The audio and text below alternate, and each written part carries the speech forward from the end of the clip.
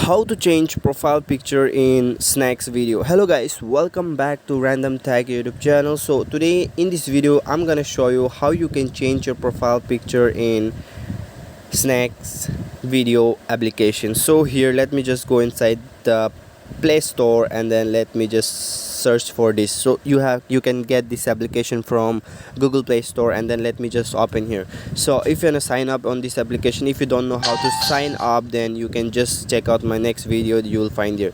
So to change the profile picture in this application, you just need to click on this icon here on the bottom here, you can see.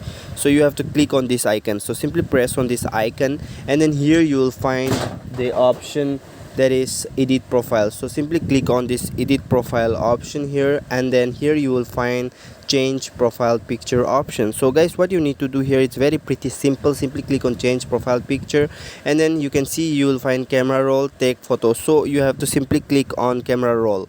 So let me just click to camera roll, and let me select one picture here and click on right. So here you can see in a meanwhile my profile picture has been changed. So guys, here you can see my profile picture has been changed. So I guess this video will absolutely help you out. Thanks for watching. Do hit the subscribe button, and see you soon in the next video.